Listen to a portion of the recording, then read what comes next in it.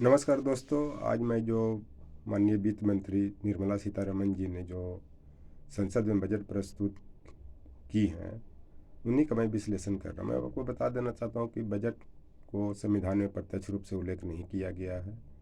इसे संविधान के अनुच्छेद 112 के अंतर्गत प्रस्तुत किया जाता है, जो वार्षिक वित्तीय विवरण को उल्लेख करता है। जो सरकार का जो वार्षिक वित्तीय विवरण होता है, उसी को उल्लेख करता है। ये एक तरह से यह धन विधेयक है। बजट को सामाजिक, आर्थिक, राजनीतिक दस्तावेज भी किया जाता है। सामाजिक का मतलब होता है कि सामाजिक सुरक्षा प्रदान करना। लेकिन जो आज के समय जो देश में सामाजिक सुरक्षा जिस कार्यक्रम से प्रदान किया जा रहा है, जैसे मान लिया जाए कि मनरेगा, फिर मनरेगा को बजट को बहुत कम कर दिया गया है। उसके बाद जो किसानों को जो फर्टिलाइज़र पर जो सब्सिडी दी जाती है, वो 2.25 लाख करोड़ से करके 1.70 लाख करोड़ कर दी गई। एक तरफ तो ये सरकार बोलती है कि किसानों के हितों की रक्षा करने वाली सरकार है, एक तरफ इनके अकाउंट में 6,000 रुपया सालाना डालते हैं, दूसरी चीज इनको सब्सिडी कम करते जा रहे हैं। तो ऊँट के मुंह में जीरा वाली बात है। मनरेगा ग्रामीण क्षेत्रों में कितने बड़े पैमानों पर रोजगार उपलब्ध करवाया है, किसी से छिपा नहीं हुआ है।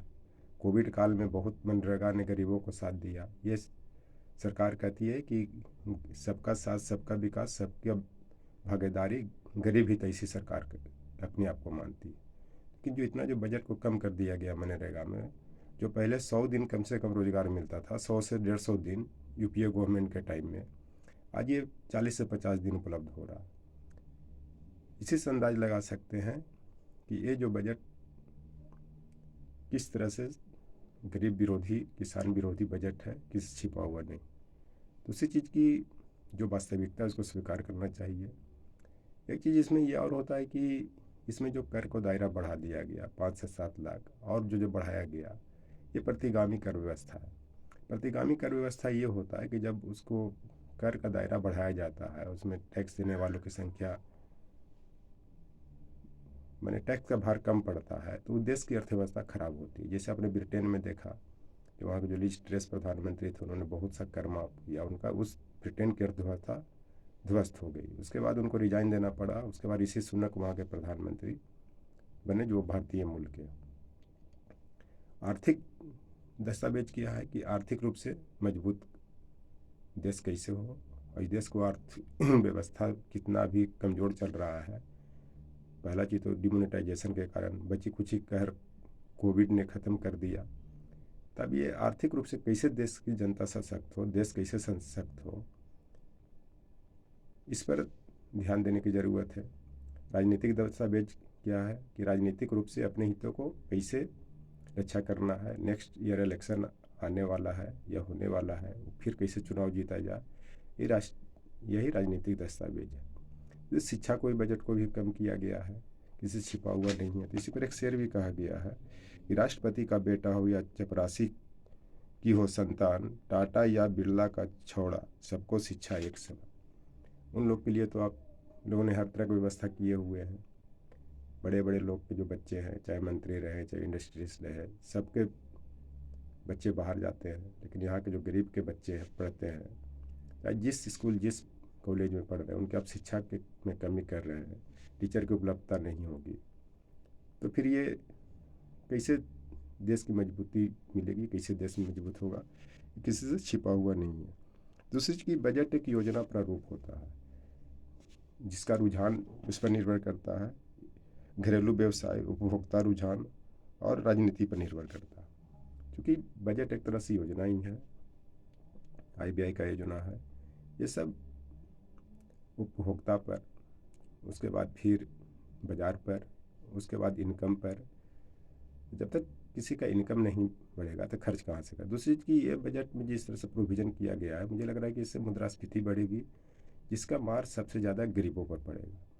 क्योंकि जो अमीर है, अगर वो आटा अगर 35 रुपये से 50 रुपये हो जाता, फ़र्क नहीं पड़ता। लेकिन जब गरीब को अगर वो आटा 35 से 40 रुपये भी हो जाता, तो उस पर बहुत फ़र्क पड़ता है।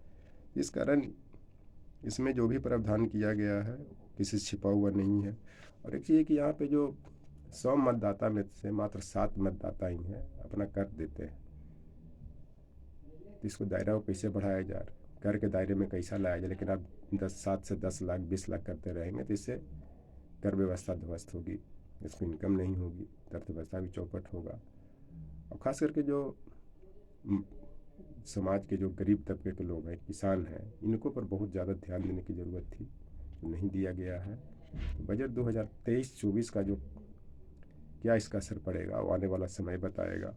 और इसमें किस तरह से इसमें व्यवस्था की जाए कि अंतिम पंक्ति में जो खड़ा व्यक्ति भी है उसको भी लाभ मिले, जबकि प्रधानमंत्री जी बार बार बोलते हैं।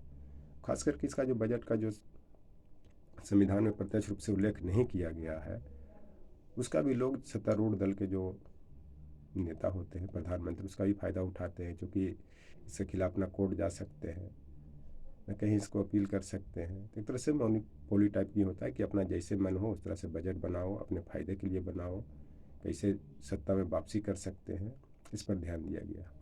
उस तरह से जो शिक्षा की बात होती है, शिक्षा जो गरीब तबके के ही लोग लेते हैं समाज में, किसी तरह शिक्षा को ध्वस्त करो, उसको उसी तरह के मेंटलिटी के लिए बनाए रखो ताकि खाना पूर्ति हो शिक्षा को। इसी कारण आज इंडिया में जो भी जो शिक्षा की बात होती है, आप शुरू से ही देख लेते हैं, धर्म पर ही बात होती है। सब लोग मनुस्मृति पढ़ा या वेद पढ़ा या जो भी पढ़े, आज भी मंदिर मस्जिद पे की शिक्षा की बात होती है, मदरसा की बात होती है। इसी कारण इंडिया सुपर पावर नहीं बन पाया। अमेरिका अगर सुपर पावर बना तो सब साइंस और टेक्नोलॉजी से संबंधित शिक्षा ली है, इसी कारण वो सुपर पावर कहलाता है। और भारत सुपर पावर नहीं बना, ये सब कारण है। उसका कारण कि सबसे बड़ा योगदान कोई भी हायर एजुकेशन शिक्षा को मजबूत करने में बजट का ही योगदान होता है। और विश्व के किसी भी देश में देख ले, उसकी तुलना में भारत में शिक्षा पर खर्च उसका कितना कम से कम में किया जाता है, जबकि देश का इतना बड़ा अर्थव्यवस्था है, इतने पढ़ने वाले लोग हैं, इतने मेहनती लोग हैं कि यहाँ के जनता ने अपने मेहनत के बल पे अपने आप को इस्टेब्लिश किया। क्योंकि आज़ादी के बाद कितना देश की स्थिति खराब थी, किसी से छिपा हुआ नहीं था। तो उसका कारण है कि कहीं ना कहीं अर्थव्यवस्था को बूम करवाया जाता, बूम करवाने की जनता की हित की अर्थव्यवस्था होती थी, सब चीज़ पर ध्यान दिया जाता था। आप जवाहरलाल नेहरू के काल से देख लें, आप नरसिम्हा राव जी के काल से देख लें कि किस तरह से LPG आई, ये रोजगार मिला,